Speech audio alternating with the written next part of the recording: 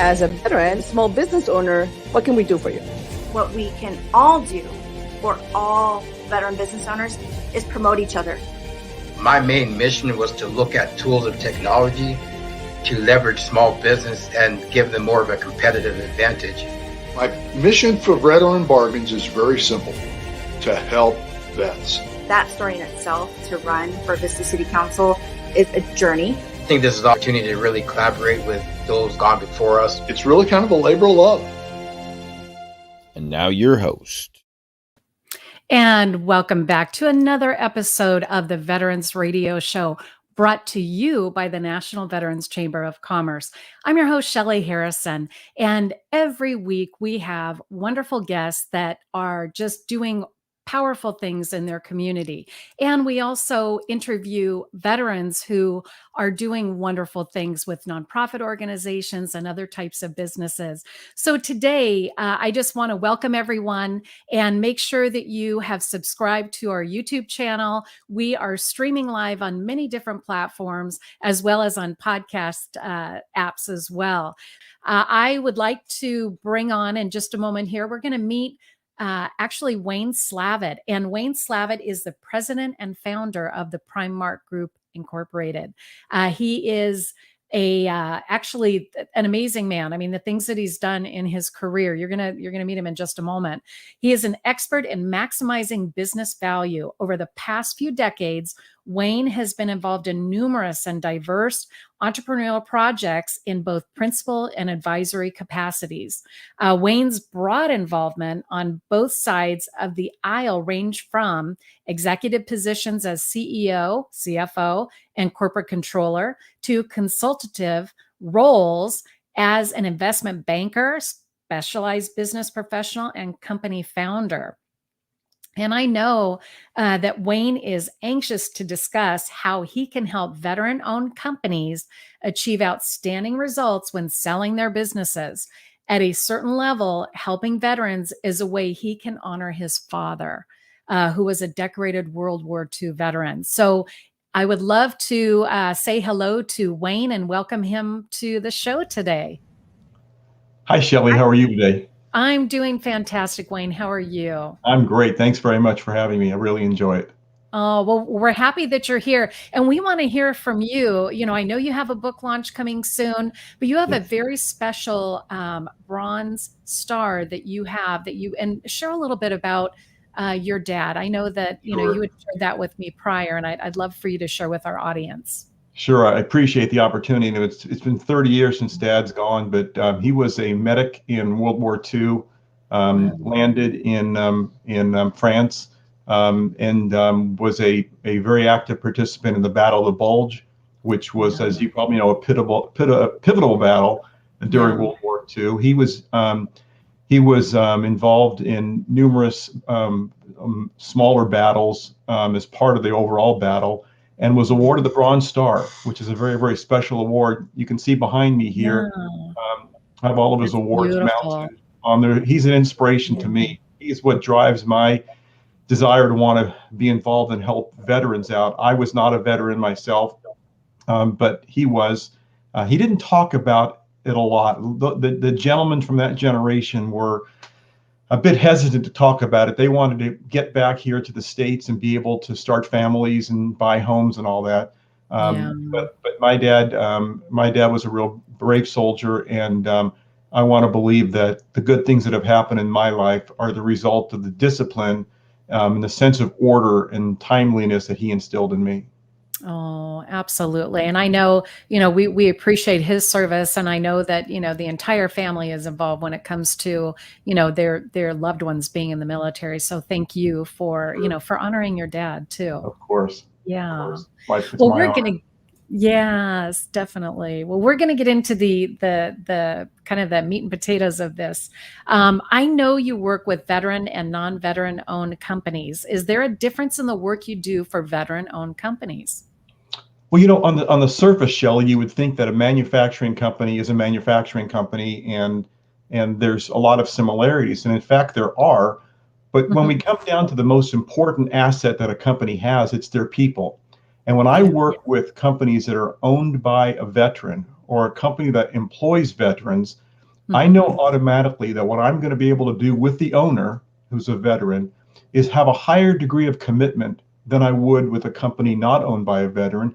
And the reason is obvious. We're going to do a lot of work side by side with the owners of the company.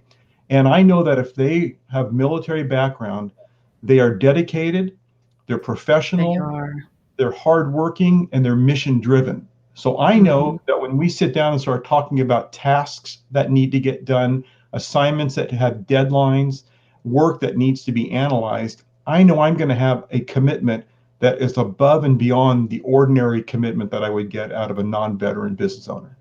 Yeah, no, thank you for defining that, because that, that is so true. And I know that our veterans that, that do own companies and they're CEOs, CFOs of companies, they have a lot of skill, just from, having been in the military. So in addition to, owning their own companies. Sure.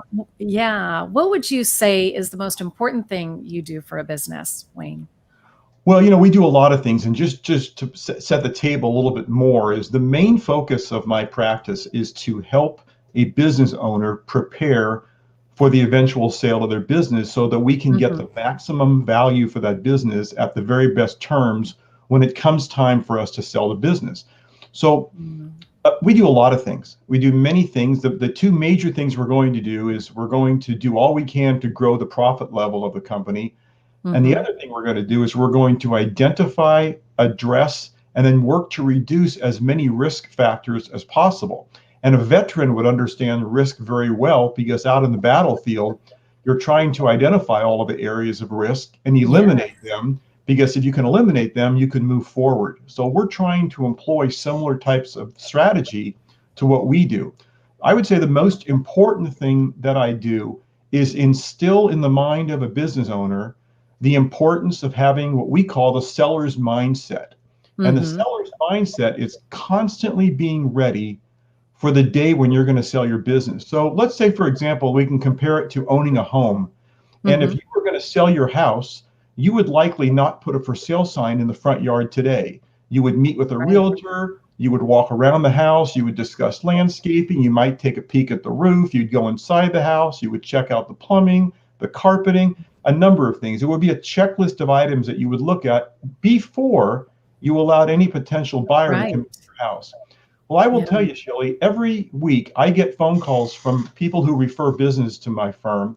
And the owner says, I just got contacted by ABC Company. They want to buy my company. Can you help me sell it? And I asked them, well, where were you 3 years ago? Because we have prep work. There's not literal, but there's the imaginary paint peeling off of your building. We need to get that fixed. So the thing I try to instill in clients and potential clients is how important it is to be race ready. We want to make sure that every day going forward, you are preparing yourself for that eventual time when you will no longer own your company. In the military terms, it's like having your go bag right at your front door. We want to make sure that you're race ready to go. So I know that call is going to come in, or an email is going to come in, or a letter is going to come in saying, we're interested in your company. And if you haven't planned for that, I can guarantee you're going to leave money on the table. And if nothing else keeps me awake at night, it's that. Yes. Yeah. So well, and I know be prepared.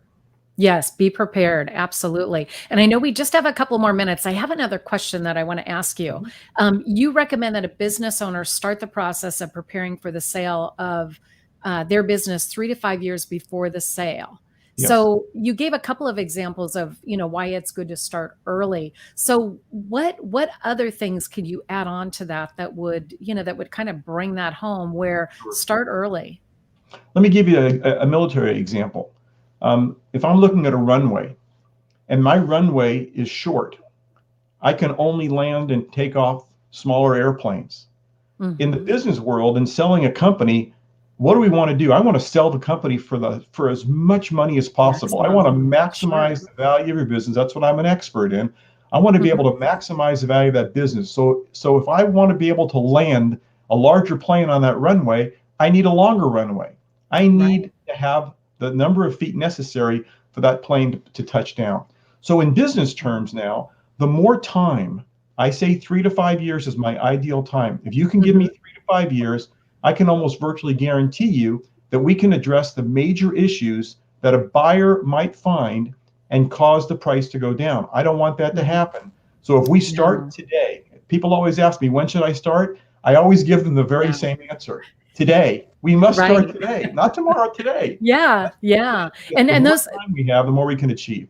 That's right. And those analogies are great because really, like, a house, you're not going to sell your house and put a for sale sign on it day one, otherwise you're not going to make as much money as you would have if you had planned. And the same thing with the airplane landing or the runway, it does make a difference. And, I know that you have a new book coming out and we don't have a whole lot of time because the show is almost over, but I do want to mention that actually, Wayne, your book is launching, Run It Like You'll Sell It. Yes. So, and when is the launch date? Well, the book should be available the second week in November, and the offer I will make to anyone who's listening to the radio show today, you'll see my email address. Send me an email if you're a business owner of a company with revenues at least of $10 million, and if you'd like a free copy of my book. It's about 145 pages. It's an easy read. It's hardcover. I will send you a complimentary copy for listening to this radio show. So just drop me a line when the book is ready. I'll send it out to you. And it'll be great reading. It'll be a nice little book you'll want to keep with you and refer to on a regular basis. And perhaps it might even be a reason you'll want to give me a call and maybe work with our firm. Yeah. Well, thank you so much, Wayne. And how about that? A free copy, and kind of going back to that book launch, it's going to be a great resource for, businesses that really need to get that process started. So thank you for sharing today and being on our Professionals in Action, Wayne. We appreciate you being here, and we are out of time. And I just want to make sure, I know Jimmy probably put the website up on the monitor there, but I just want to thank everyone for joining us today for the Veterans Radio Show, brought to you by the National Veterans Chamber of Commerce. And I want to give a shout out to our backstage. We have Jimmy in the background as our producer. And I want to thank my co-host, Laura Torres, who she's not here today, but she's definitely with us in spirit. So thank you again. Like, subscribe, and share this out to anybody that that can benefit by watching. We want to thank our guests, Stephen Crane and also Wayne Slavitt. So thank you so much for being here. And again, I'm Shelley Harrison. I'm your host. Check back with us on our YouTube channel and look for other episodes. Thank you so much.